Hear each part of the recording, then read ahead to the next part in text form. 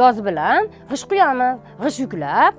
Kelinglar quyosh kular jiz piz deb yurgan zamonda mana shu ayol haqida maza qilib bitta yurakdan gaplashamiz. Ketkizgan vaqtingizga achinmaysiz degan umiddaman. Hurmatli ba'zi bir noshukur ayollar, uyda o'tiribsiz, konditsioneri tagida, yeganingiz oldingizda, yemaganingiz ortingizda. Eringiz Lesaylsdan tovuq oyoqchalari olib kelganda, men KFCman deb xarxasha ham qilasiz, burningizni jiyirasiz. 48 ta eri bor ayrim bloger ayollarning yolg'on videolarini ko'rib, o'zingizdan o'zingiz baxtsiz inson yasab olasiz. Hayotingizda mana shuncha muammo bo'lib qolsa, hayhot, men bu dunyoga kelib nima ko'rdim deysiz.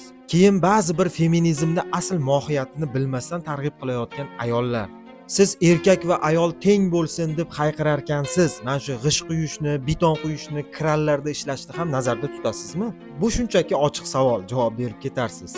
Endi ba'zi bir erkaklar, ya'ni o'zimiz, mana shu ayolga o'xshab kuniga 1000 ta, 1200 ta g'ish quyishga quvvatimiz yetarmikin, nima deb o'ylaysizlar? Yana bitta savol, rivojlangan 21-asrda mana shu ayolni g'isht quyib yurishi to'g'rimi sizningcha? Biz katta bola bo'lishimiz kerak deb ehtiyojimiz bo'lmasa ham jentralar olib yoki hammaga ko'rib qo'yinglar meni deb 1000 kishilarga to'ylar qilishimiz, shu qullik instinkti, ya'ni boshqalarga o'zimizni ko'rsatib maqtanib yurishimiz shu ayolni g'ish quyishiga arziydimi, nima deb o'ylaysizlar? Ya'ni bu ayolni ham mahallasida qandaydir boy, qandaydir hojaka bo'ladi baribir. Agar turmush o'rtog'i bo'lmasa ham buni qarindoshlari bo'ladi, qo'shnilari bo'ladi.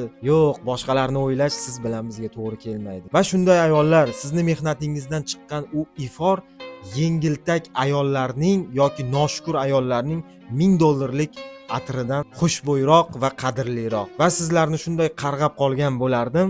Farzandlaringizdan olim va ulamolar chiqsin va sizlarga ikki dunyo saodatini hadya etsin. Sog' bo'linglar.